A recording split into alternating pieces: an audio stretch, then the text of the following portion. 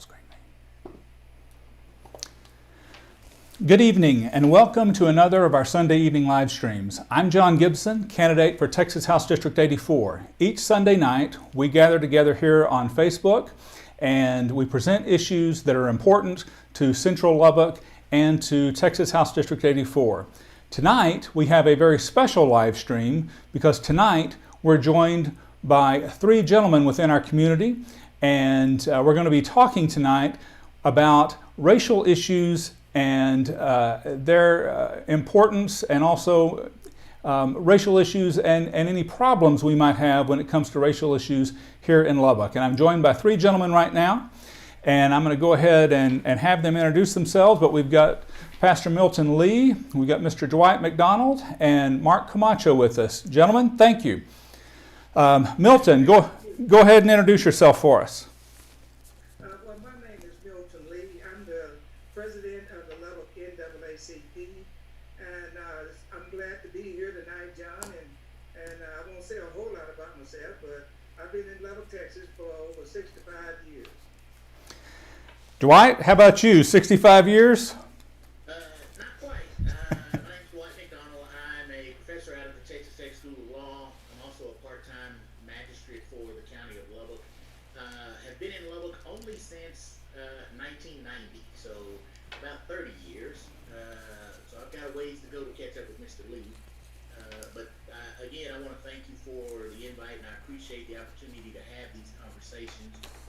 I think it's important not only for Lubbock and District 84, but I think it's important for the nation to have these conversations.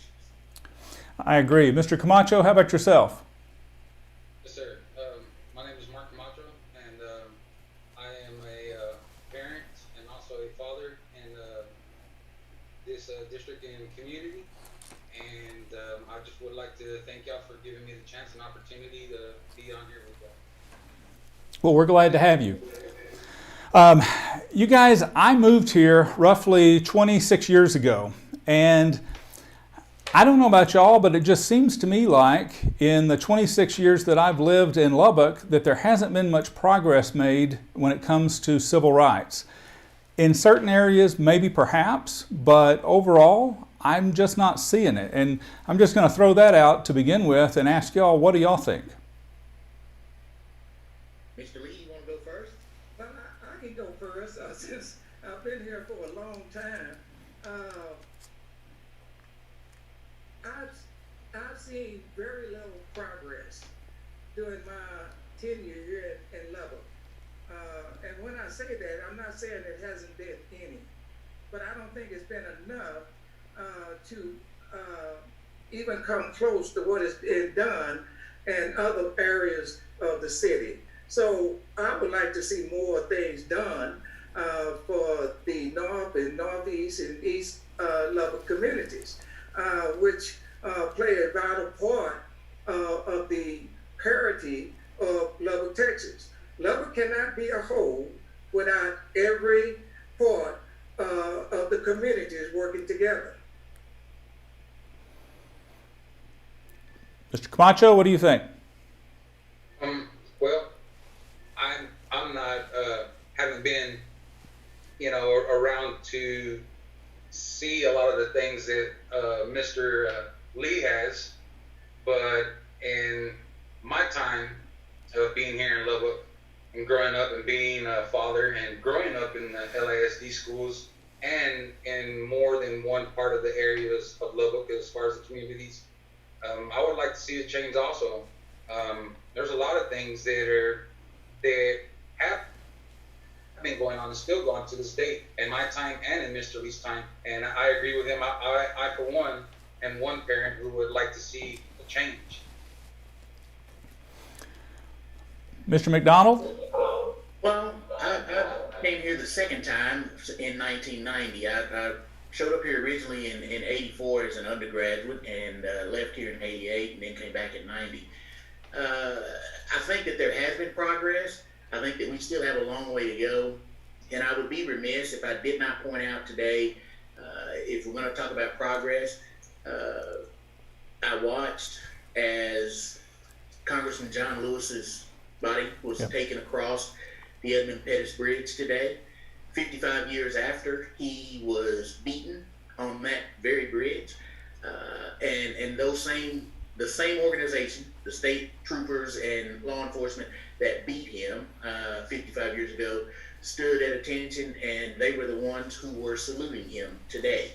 Now, that is progress. Does that mean that everything is perfect or things are where we don't need to work anymore? No, it does not. And I think the same could be said about Lubbock.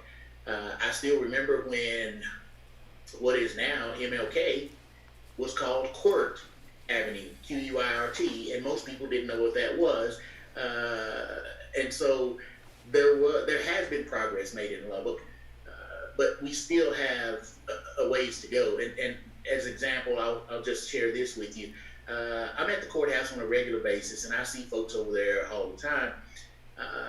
And I have mentioned this to several other people. There's not one minority in Lubbock County who is the director or the executive of any division for Lubbock County. And I hear the folks at Lubbock County complaining about, not just Lubbock County, but in Lubbock, complaining about we lose all of our good kids. They're leaving. They try to leave Lubbock as soon as they graduate, either high school or college. Well, and my response to that is always, well, if you live in a community that spends more time telling you over and again what you're not, as opposed to what you can be, why would you stay? Because all I hear from Lubbock, and by here I mean all I see as an example, is I'm never going to be able to be the director of this organization or the head of that organization. So why would I stay here where my opportunities are extremely limited? So yes, there's been progress. We have a long ways to go.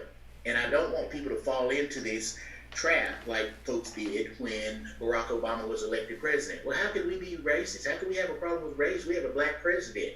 That is the exception, not the rule. And people may say, well, we have a black police chief. Now, there's no race. Well, we have a black police chief, but guess what he had to do like 3 weeks or a month ago? He actually had to suspend someone based on posts that they had placed on Facebook that were offensive and racist. So don't tell me that because we have one person in a position that all of these issues have been resolved. They have not. But again, these conversations that we're having now, I think, are beneficial, and they help move us closer to a society where everybody is valued. Yeah, and it sounds like that culture starts in school. Kids need to know from an early age, they need to know that there's opportunities for them. And I worry sometimes that maybe what's going on with our young people is they're getting this idea from a very early age that they don't have opportunities. That, I'm somebody who, whenever I was in elementary school, I attended an all-black elementary school. I know what it's like, the kids from Parkway who no longer have a school because Parkway was bulldozed. I know what that's like because my school was bulldozed. It was one of those schools that was underperforming, and the state said that it wasn't any good, and so they bulldozed it and put all the kids in with another school. And I worry that I had the opportunities to get ahead, the opportunities to go to law school and those kinds of things, and I realize a lot of that had to do with the color of my skin. But I worry that kids these days don't have those same opportunities, and at the same time they're also getting to the point to where maybe they're looking and just giving up and thinking, why bother? Why try? Looking at some statistics, recent studies have reported that black students graduate at a rate of 69%, Hispanic students at 73%, while white students graduate at a rate of 86%. What is it in the culture when it comes to our communities of peoples of color? Is there a culture shift that needs to take place, both amongst our white culture and also in the peoples of color, or what kinds of things do we need to do to be fostering a better educational environment? Let me start this one off, John, by saying I in the past I've been the PTA president of public schools here in Lovell. I was also the first black PTA council president here in Lubbock LISD. Some of the things that I saw when I was president was that kids would come to me and they would speak about the things that they were hearing in school where you're never going to be anything. Only place you'll be able to work is the fast food places and things like that. Those things were oppressive and it was discouraging to a lot of kids. Now, there are some disparities in the education department. Let me just say it like this here. Everybody is not the same. I have 4 kids, and my 3 kids, I'm sorry, 1 deceased, 3 kids, but each one of my kids are different. And I have to learn how to relate to each one of my kids, and also my grandkids. And what I'm saying is, in school, there is a problem with the curriculum that is being put out, and kids don't have a good ability to exert themselves because of culture, because of language barriers. That I think that the school system needs to be working on more and more. I hate to say this, but one thing that has come out of this COVID-19 virus is that they are changing the quota of how many kids, ratio of how many kids and teachers. Now is 1 teacher with 10 kids, as my understanding.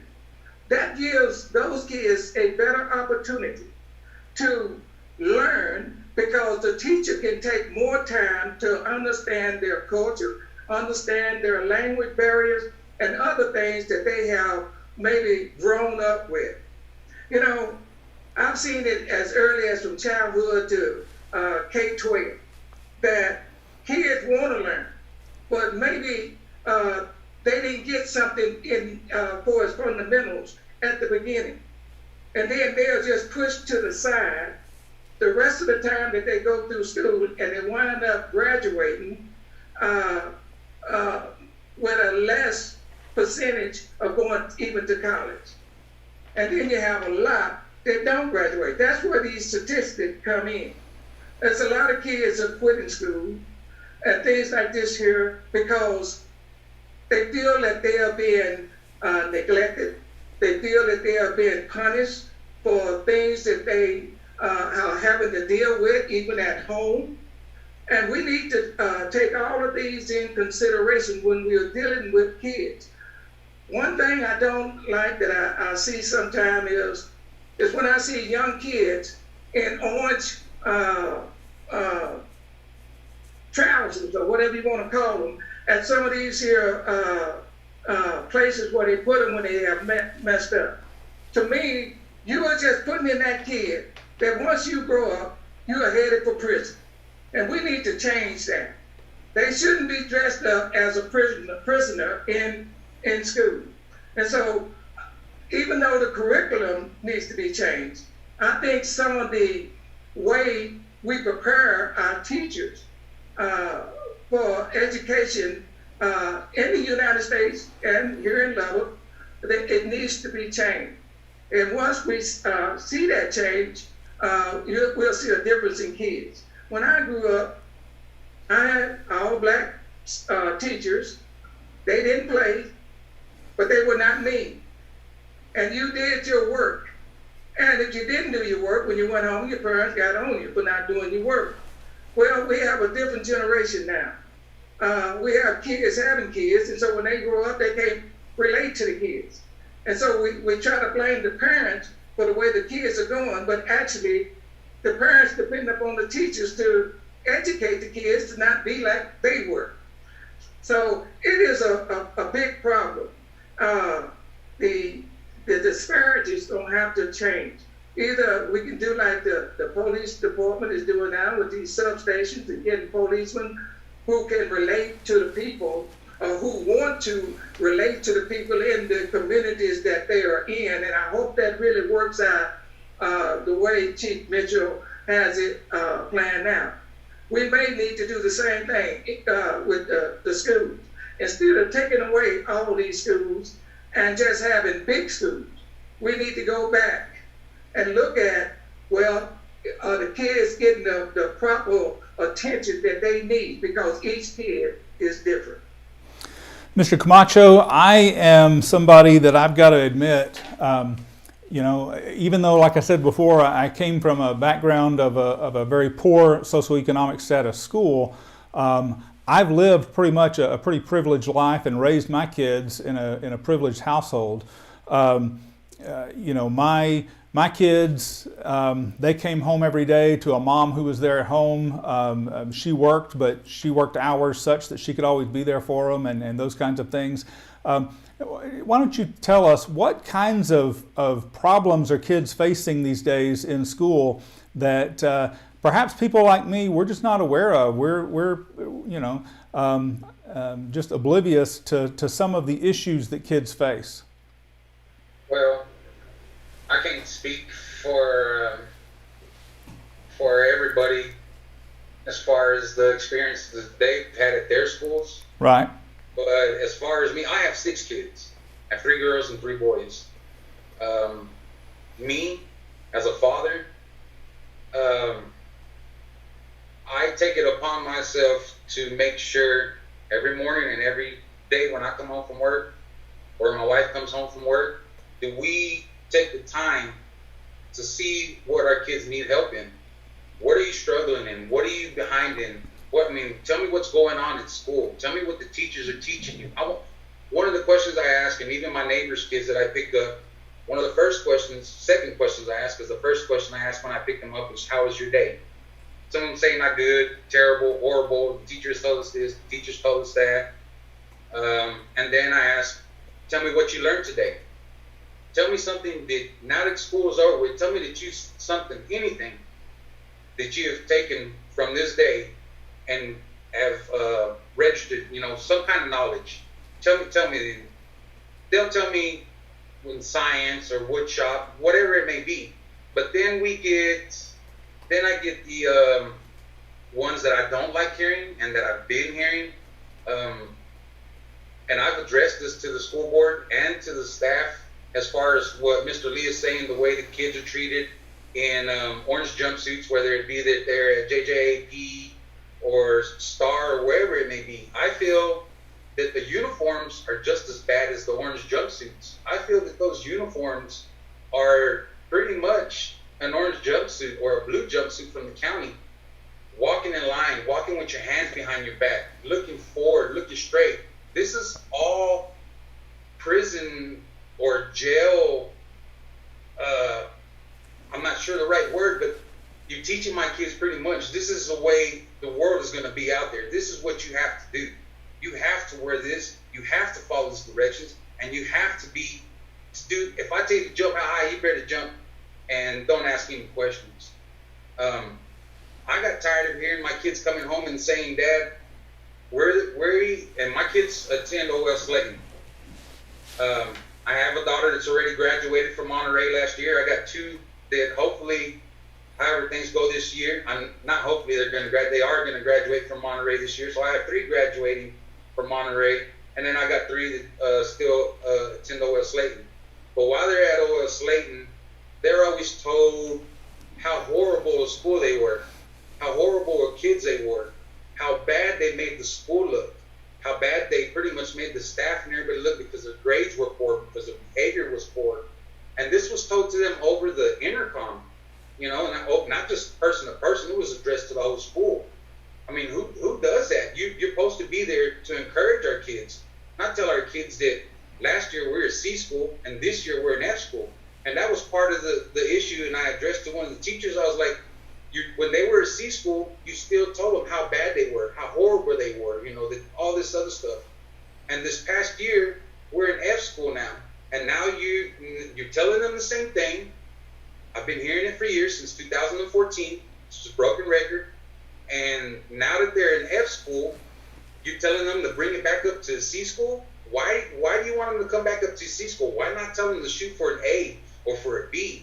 When they were a C, you were upset with them and tell them how horrible they are. Now they're F and you're still, it doesn't make any sense. I see no progress whatsoever, and that's what angers me as a parent. I don't know all the numbers to statistics and everything, but me, as my personal experience from seeing what happens with my kids and the stories they come home and tell me, I don't understand why teachers, and I'm not saying all of them, I just don't understand. And I will say why a principal would get on the intercom and say, you're all horrible, you're making us look bad. Like, I don't understand any of that. You know, yeah, no, I'm just lost at everything. I mean, I've always, and I hate to say this, I was one of those parents that, as long as my kids did what they were supposed to be doing and not in trouble, and I didn't get a phone call from them saying that, you know, hey, your kid was doing this or that, and I got to go up there. I was one of those parents, as long as mine is okay, then I just go on about my day, you know, go on about my stuff. But I'm tired of it now. I'm tired of being that parent only worrying about mine. I'm tired of being that parent turning a blind eye as long as my kids are not getting harassed and not getting put in ISS. I'm tired of it. I'm just fed up with it. I got kids that got to be there for 3 more years, and I shouldn't have to switch schools. Those were their solutions. Switch schools. No, I shouldn't have to. This is my community. Right. I hear what you're saying, and if I understand you correctly, one of the things it sounds like is somebody like me, other people that are like me need to understand that while where I'm coming from, I may look at it and say, what's wrong with these kids walking in a line? What's wrong with these kids wearing these uniforms and that kind of thing? I'm approaching that from my background, and I'm not realizing how offensive that is. And also, and we're going to get to talking about this in a moment, talking about neighborhoods and whatnot, when you label a school with a C label, what does that say? And when you label a school with an F label, what does that say to the kids? Are you then telling the kids you're a failure and reinforcing that? You know, kids that have to attend a school for an entire year and they're stuck with the label of F for the entire year. What is that telling your kids at that school? I'm all for getting rid of those labels. I think those labels are terrible. You know, we wouldn't go and look at it this way. What if we put labels on doctors and dentists based upon how many cavities? You know, what if we graded dentists based upon how many cavities their patients had? What if we graded doctors at A through F based upon how much heart disease their patients had? You know, we would never do that. And yet we go and we label our schools that way, and that's just one way that we go and have discriminatory neighborhoods. And so I kind of want to shift topics. You know, when it comes to schools, I think LISD puts some of their top teachers in some of the most challenging schools, but the problem is that whenever you go and try and just fix the schools, you're slapping a Band-Aid on the problem. The issue of racial inequities in our society is a multifaceted thing, and it's not just schools. There's the criminal justice system. There's also the housing and healthcare. Mr. Lee, you've been involved a good bit, and I know that there's some stuff you can't talk about because of confidentiality and whatnot with the legal, you know, with the lawsuit that's going on. But talk to us a little bit about how does redlining, well, first off, what is redlining, and is redlining taking place in Lubbock, and what's your experience with that? Well, you know, when you look at things, and I know it, and we could call it zip codes and things of this nature, where people in certain areas at more of a disadvantage than other people in other areas. Whereas there should be, and I'm not going to say racial equality, but I would say there should be some racial equity, meaning there needs to be fairness. We're not being treated fairly if you live in a certain area, which has been zoned with the worst type of zoning you could possibly get, and that's industrial zoning. Because then you can wind up getting all type of air pollution and other things in that area. And when you get that, that causes people to not move into that area. There needs to be some amendments to that. There needs to be some change where people of color can have the same things that other people have in other portions of the city.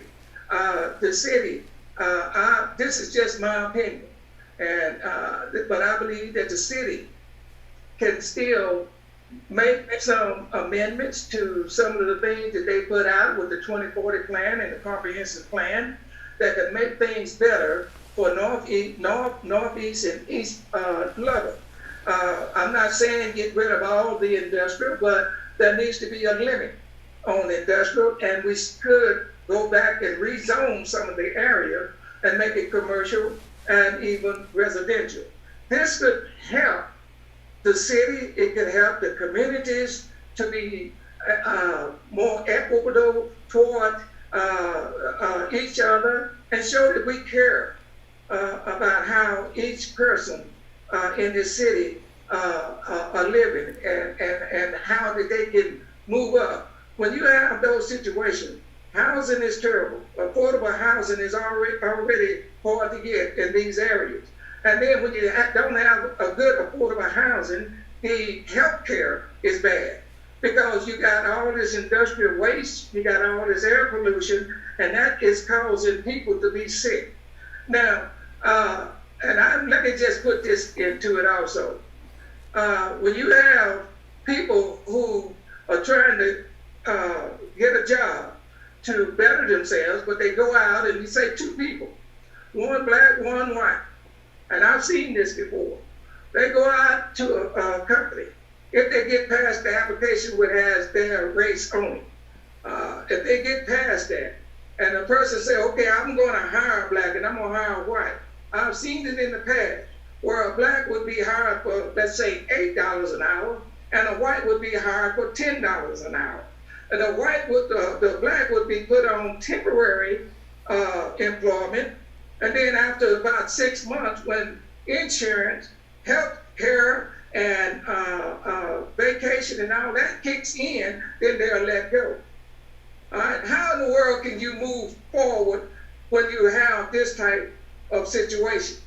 And it's just a terrible situation. I think that the city can change this. We can get out from under this systemic racism, this societal racism, and it's when you get into racism, there's so many different terms.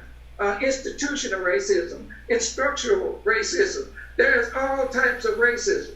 And I'm not saying that all people are racist. Now, I want to make that clear.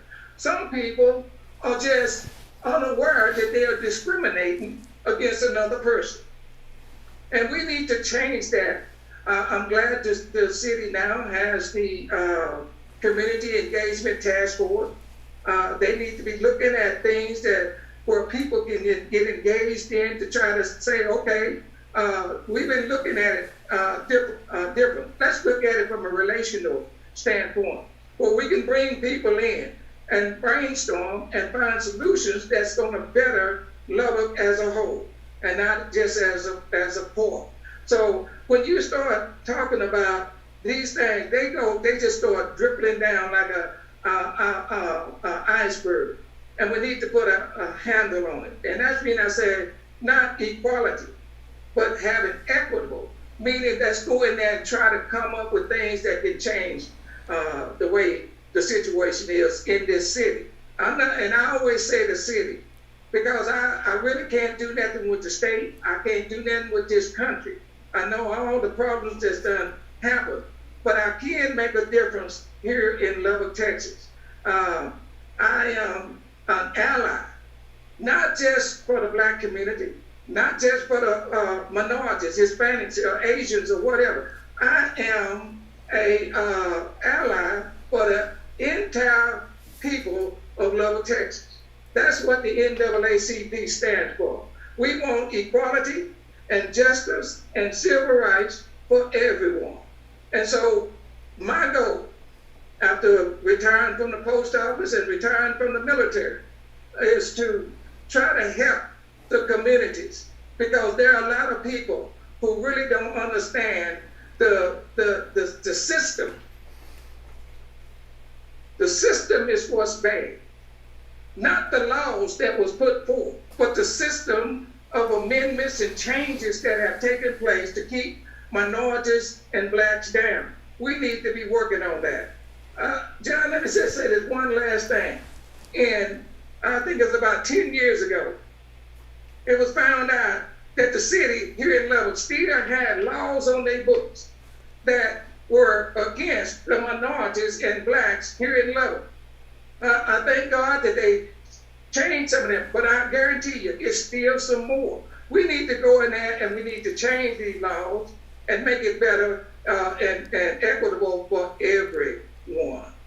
I didn't mean to take up all your time here, but that was something that was on my heart there. No, and you know, one thing I'm curious of is, what do y'all think? You know, there's been some talk recently about is Lubbock a segregated city or is it not a segregated city? Is it a segregated city?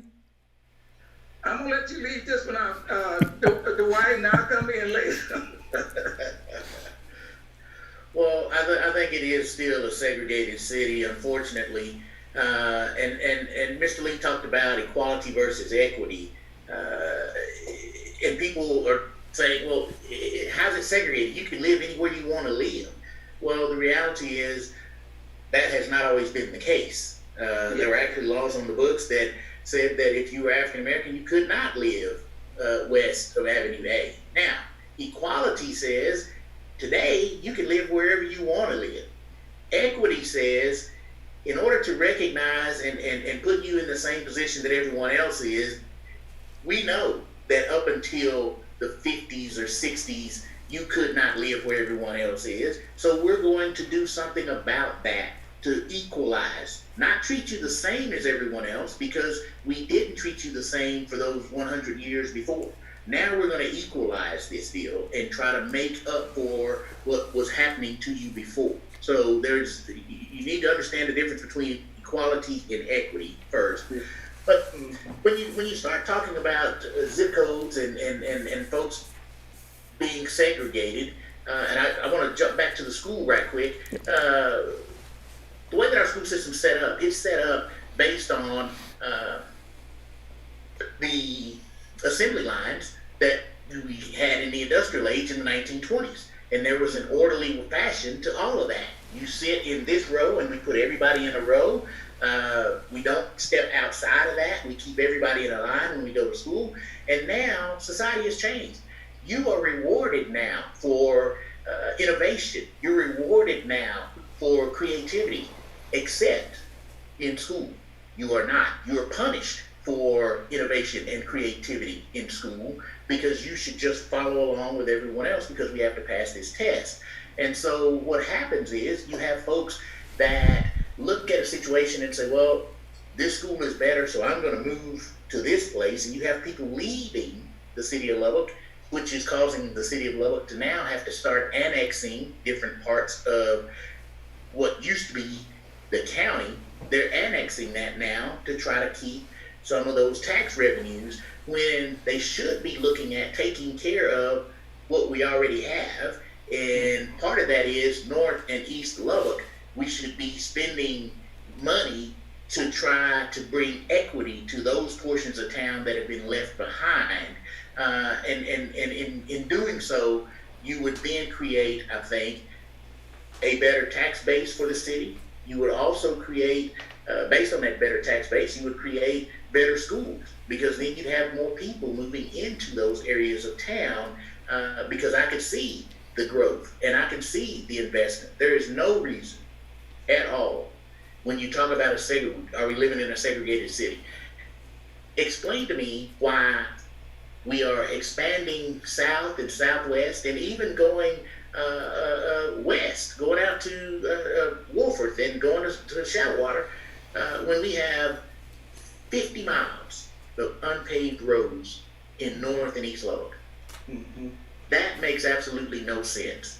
And so you've got to figure out a way to bring equity to that portion of town. And yes, we are a segregated city, as are most cities in the United States. because by law, that's how this country has operated.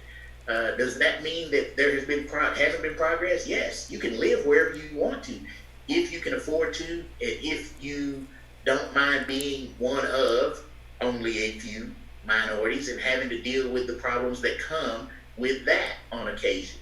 Most people are comfortable, like, man, look, I just don't want those kind of problems, so I'm fine where I'm at. But we need to do something to bring equity to those communities that have been discriminated against for all these years. So the short answer to your question is yes, we're still a segregated city, unfortunately. Yeah, I want to riff on what you just got to talking about, Mr. McDonald, and it reminded me of when my wife and I first moved to Lubbock. We were coming here for law school. We knew we were going to be here for 3 years. We didn't want to go and pay for a motel. I'm sorry, not motel. We didn't want to go and pay for a apartment rent for 3 years, because that would have been about $500 a month, and after 3 years, that would have been about $18,000 just down the hole. And so we said, hey, let's see if we can buy a cheap starter home, and so we did. But we were both just young. I was right out of college, and we managed to scrape together. I remember it was a $3,000 down payment. Our house was $37,000. We had a $3,000 down payment. We were able to borrow some money from family members and scrape together some savings, and we bought a house. And the thing about that, though, was then after law school, we decided to stay here in Lubbock. We then, as we were able to do better and whatnot, we then went and bought another house, turned our old house into a rent house, eventually got it paid off, used that house to then fund our kids' college education. And I'm wondering, why is it, and I think I know the answer to this, but I read a statistic recently that said that for whites, or for people of color, they're making 60% of what whites make, but when it comes to wealth building, that people of color only have 10% of the wealth that whites have. And that's primarily because people of color are not able to get into those starter homes like my wife and I were able to do, to build that wealth over time. And I'm wondering, is it, we've got I practice workers' comp, okay? And there's a workers' comp insurance company that is what's called the insurer of last resort. And the state set that insurance company up to provide insurance for employers when they couldn't get insurance from anybody else. And I'm wondering if perhaps the state shouldn't set up some type of a similar program for people of color who have trouble getting the down payment that they need to get into starter homes so that they can then build that wealth over time. Am I barking up the wrong tree here, or is that something that would be beneficial when you talk about these issues of home buying and establishing or building long-term wealth? I would like to speak about this. Coming from my personal experience again, I at 19 years old, personally, my life at that point was just, I was lost at that point.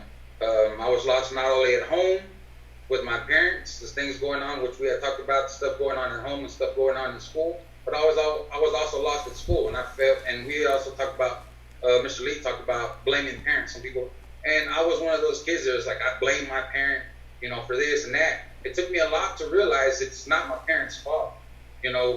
Whatever happened to me as whenever I grew up, it's not their fault that I'm out here 19 with my first kid.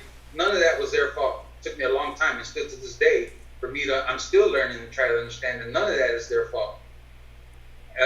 As far as the housing, I was on housing.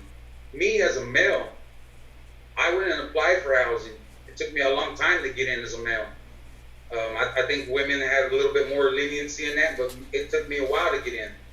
I lived in housing on the east side. Parkway getting tore down, my kids were devastated. Me as a parent was devastated that Parkway got torn down. I only lived 3 blocks away from Parkway. When we all got moved to Alderson, I mean, it was all crazy. All of us were hurt that Parkway was torn down. So, I mean, the redlining, it's gone back for years and years. But it all has to do, it all segregated. We are still segregated. I mean, there's so much that, I mean, let's take, for example, our and I don't know if this is a good example, but our supermarkets. The east side only has one supermarket on that side of town. The north side only has one supermarket on that side of town. As far as the United Food Chains and stuff. And then we get over here towards the west and the south and everything. We got numerous business, numerous stores, numerous markets. I mean, what is it? I mean, it all has to do back with the redlining. The redlining goes back to our insurance, to the health, to our education, to everything. You can have and I looked at as a video that as well, and it stated we can have these two kids, both different colors, and what Mr. Lee said, one white and one black.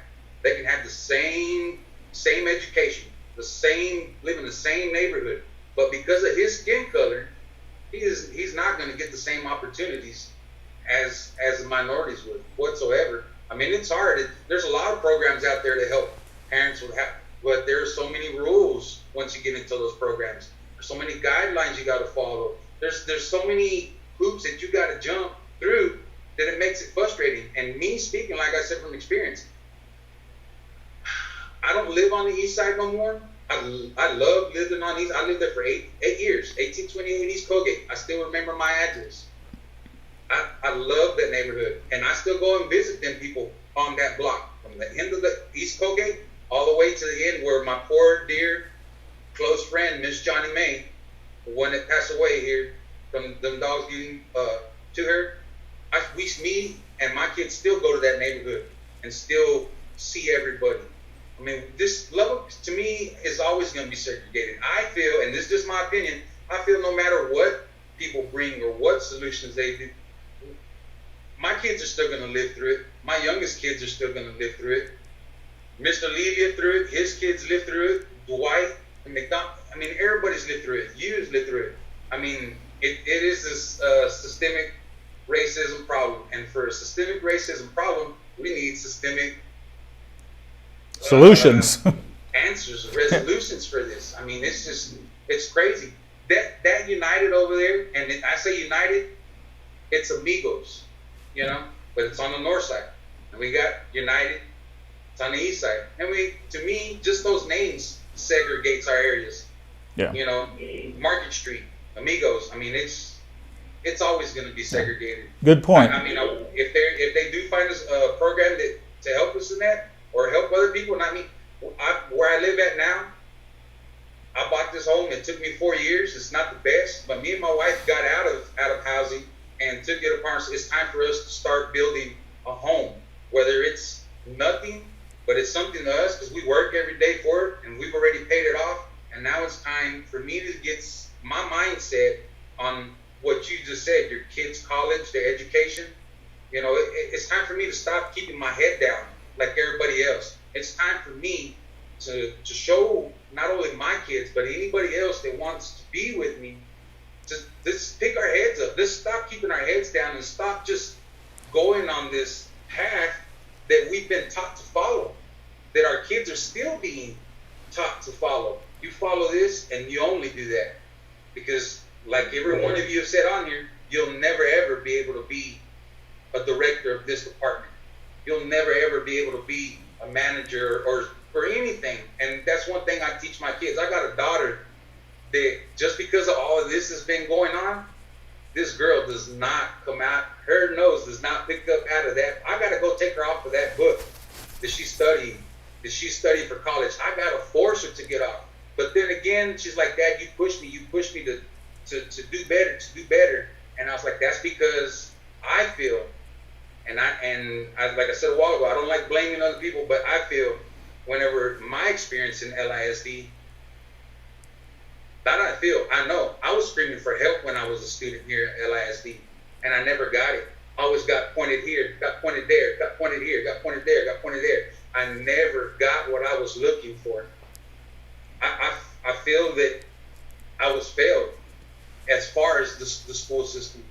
And me as a parent now, six kids, just because that happened to me, I'm not going to allow it to happen to my kids. I want my kids to prevail, and I want them to know that just because we live in this neighborhood does not mean you cannot sit in that seat the other kid sits in just because that other kid lives in another part of the neighborhood. It all has to do with the banks. The banks giving out loans for people to buy houses, to graduating. I mean, it all has to do with all of that. Yeah. You know, even still now, you're talking about money.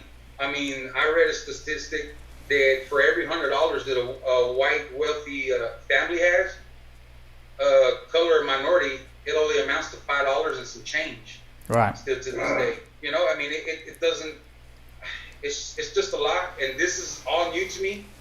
I mean, I know I might be jumping here and there, but all of this is new to me. No, that's all right. And it sucks that I'm just barely getting into it, because I should have been ahead of the game a long time ago. Whenever I felt that I was down and left behind, I should have just got in the game a long time ago and been at it. Oh, I hear what you're saying. You're right. You're right. Now, I hear what you're saying, and go ahead. Let me just Go say ahead. a couple things here about this here racial segregation. Racial segregation is a direct result of institutional government policy. Okay? It is not an individual choice. It's the way the government has set things up. You know, more than 50 years ago, the Fair Housing Act passed. But if you go back and look through time, there has not been any or hardly any change for equality in race in the American communities. Now, racial segregation, and this is what you was talking about, Mark, and I want to just explain it to you a little bit more. Racial segregation has contributed to persistent disparities in access to public schools, such as parks, hospitals, street lights, and well-maintained roads, as you spoke of, Dwight, and grocery stores. Whereas other places, they have those rights and they have those things. But over here, I've seen so many streets that don't have the lights fixed. I've seen so many roads that not put some of the tar on top of it. They need to be resurfaced, but they're not getting it. And so I'm going to turn it back over to you, John, but I just wanted to kind of clarify what Mark was saying there, because you're right on, Mark. You're right on, Keith. Well, I want to turn to change direction a little bit, and we've been hitting some hot buttons here, and now we're going to hit an even hotter button. Mr. McDonald, I'm going to go ahead and lead with you. I haven't heard from you in a while. There is two different ideas out there. One is that, well, when it comes to policing, there's just a few bad apples that we need to deal with. There's another train of thought that says, no, we've got a whole systemic issue that we need to address. Where do you fall on that spectrum? I think it's a combination of both. I think that there are some bad apples. The issue with that is when the other officers, the reality is other officers know who the bad apples are. Just like attorneys. Other attorneys know who the bad attorneys are. And I had a conversation a while back, and they were saying, hey, 99% of the officers are good. And I was like, well, I guess that depends on what your definition of good is. Because my definition of good does not involve, I know that there's this bad person over here, and I've seen this person do bad things, and I don't say anything about it. To my mind, that's not good. But I think there's a system, and I know that now the police feel like they're being attacked.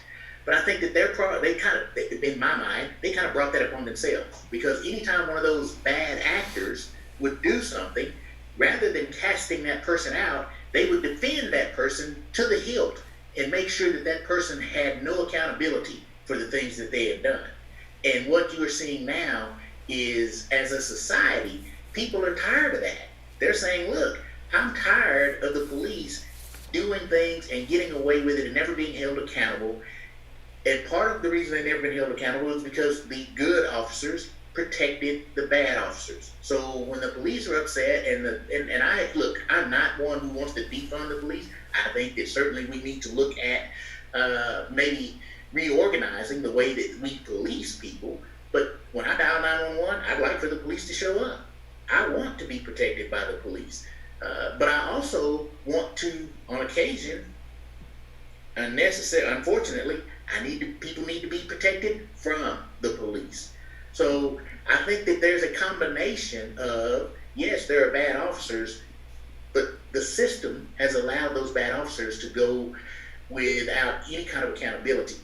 I think one of the things we need to look at legislatively, which is right up your alley, is looking at doing something with this qualified immunity. And for those of you who don't know, qualified immunity allows police and other governmental actors some bit of protection as long as they are doing their job. So that is why you seldom, if ever, see police officers get sued individually, is because they have that qualified immunity. So you cannot sue them. Well, in my mind, I think that's a part of the problem, because they know that they cannot be sued.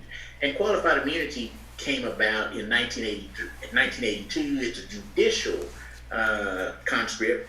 It's not a legislative. And the way that the judiciary has interpreted qualified immunity, basically what they say is, if the police officer does something illegal or unconstitutional, unless you, the victim, can show that that police officer or another police officer has done the exact same thing and been held accountable, you cannot go after this person individually. You get an example. In Texas, we had an instance where a prison guard maced an inmate who was in his cell, minding his business, and got maced for no other reason than I was upset with him. The inmate filed a lawsuit against the prison guard, and the prison guard said, "Hey, I've got qualified immunity." The court said, "You know what? That was wrong. You did violate his constitutional rights, but because we've never had an instance like this before, we cannot say that it is something that the court will recognize, because it's never happened before. So, yeah, it's bad, and we hate that that happened to you, but you can't sue that individual." That makes absolutely no sense. No accountability. So, since the courts have taken this thing so far out of whack, the only other recourse is for the legislature to have the will to take that on and say, look, we understand that that's a difficult job that the police officers have, and we certainly don't want them to have to hesitate. But we also understand that there are some bad apples, and when you do something that's so far out of line, it should not rely on whether or not some other person has done the exact same thing before you can be sued. If it's so far out of line, you should be held accountable. Financially, now, if there are instances where you could possibly be held accountable criminally, but again, that's a different issue, because that's seldom individual with his knee on that man's neck for 8.5 minutes and his hand in his pocket like he didn't have a care in the world. What I was thinking was, there's a guy who's never been held accountable for anything that he's done.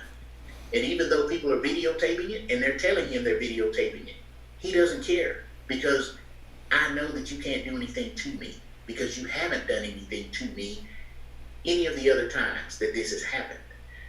That has to change, because as John knows, no other profession, if John does something wrong, or if I do something wrong with regard to one of my clients, they can sue us. If the doctor does something wrong, they can sue him as well. Why are police officers not in the same situation where if you do something that far outside the norm, you cannot be sued? I have an issue with that. And I think if we did that, I think that you would start to see some change in the behavior of the police officers, because if they know that their money is on the line, they will think twice about going so far outside the line. Yeah. So we're getting kind of, we're getting kind of short on time, and so I want to, we're going to move to some questions that our viewers have submitted. But before we do that, I want to say that a couple of things that I think are important as well. We need to limit the Class C misdemeanor arrests. I don't think it's right that somebody like what we saw with Sandra Bland, where somebody's pulled over for a traffic citation and then that escalates into an arrest. And then also the corroboration of police drug testimony. We had this episode up in Tulia that we never fixed, where we had a bad cop up in Tulia that was going and arrests were made based upon one cop. And now the whole thing's repeated itself down in Houston, where they got the exact same thing going on, and it's possible George Floyd had an arrest. He was arrested by one of those bad cops that was doing that kind of thing. So I want to see that change. I actually represented one of those individuals in Tulia, Texas, actually. Yeah. So you're touching close to home when you talk about that. So what are you guys' thoughts on voting locations closing on the east and north sides of Lubbock? That's one of the questions that was submitted. Could you ask that again, John? Yeah, what are your thoughts on voting locations closing on the east and north sides of Lubbock? Is there adequate transportation, public transportation, to get to voting locations on the, in west and other parts of Lubbock? Or is this going to cause a severe hardship for our voters on the east and north sides? Well, that's something that we have been looking at with the Lubbock NAACP, because we know that there are some elderly people, and there is possibly going to be some people that we may be still dealing with this COVID-19 that will not have transportation or some way of getting to those polling places. We've talked about maybe renting a bus or something and have the distance inside of it where people can get there, and have people start letting us know early enough so we don't get down to the deadline in the evening. I don't think it's right, but that's just part of the system, and that's where maybe some different organizations and groups can come together that are like-minded and trying to make things better for everybody, can persuade or demand, whichever way, that the government change. I just put it this way. Either one of y'all? Well, I think, number one, that's concerning. My first question would be why? Because we are a democracy that values voting. Why do we make it so difficult for people to vote? And then why do we limit the locations where people can vote? That makes absolutely no sense. Along those same lines, please, people, fill out your census and return that, because that determines your representation in state and federal governments, and it also allocates about $1.5 trillion. And it's important because you want someone who is representative of your neighborhood to represent you. And if you don't fill out that census, you don't count. And you need to take advantage of the opportunities you have to vote, even if it is difficult, even if they have closed the voting location in your neighborhood. Yes. Think about what your ancestors have had to go through in order to get us to this point where we can all vote, even though it's not easy. So please, it is important that we all vote as if your life depended on it, because based on the decisions that are made from the federal, state, and local governments, your life actually does depend on the vote. In terms of a zip code disparities and a zip code determining someone's health care, what kinds of things can we do to improve that? One of my friends who is a medical doctor down in Austin talks about the fact that we need to be able to have a medical home. We need to have a doctor that we view as that's our home for health care. And the problem that we have in our communities with people of color, where they don't have access to a doctor that they have a regular relationship with, and they don't have that medical home, if you will. What do y'all think about ways that we can improve that? Anybody else want to go first? Well, you want to go first? You go ahead. You go ahead, Lee. Okay. Here's another place where there are some racial disparities, John. here's an area where healthcare should be there for everyone, but it's not. And it's based on another portion of location, and also equal type healthcare that's in your area or in the United States. There are too many barriers, and one is insurance. You know, some people can't get the type of healthcare that they need because they can't afford the insurance. They can't afford the insurance because they can't get a job that will either provide health insurance, and a lot of the insurance companies, health insurance companies now are so high that people can't afford it unless you're making a certain amount of money. That's one barrier. The access to health care is not as good in minority communities as it is in other communities. So I don't have the answer to all of these here. I just know there are just some type of the disparities that we need to be looking at to try to bring health care. I don't have to worry about health care. I'm retired from the military, and I'm retired from the post office, and I have a provider, so I don't have to worry. But there's a lot of people out here who don't have that, and we need to be thinking about them and not just ourselves.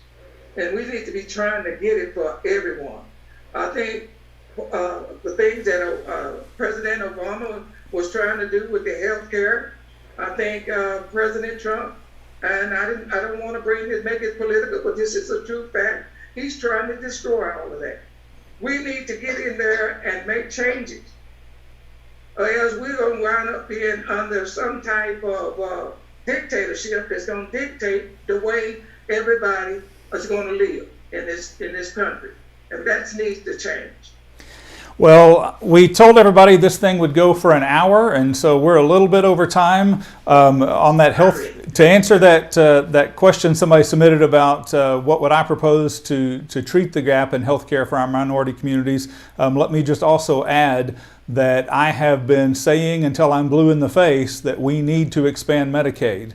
And I'm going to keep on harping on that, and it drives me nuts why we don't expand Medicaid. It makes no sense to me. But I want to thank you, gentlemen, for participating in this. I've learned a lot, and I hope our viewers have too. We've seen that there have been a lot of people watching on this, and lots of people have been listening to what y'all have to say, and we appreciate y'all all coming on. So Mr. Lee, Mr. McDonald, Mr. Camacho, thank each one of y'all. Thank you, John. And that's it for tonight's live stream. I want to invite you to come back and join us again next week. It's only 100 days until the election, and so we'll be coming back every Sunday evening until the election time and discussing issues that are important to Lubbock and to District 84. Thank y'all.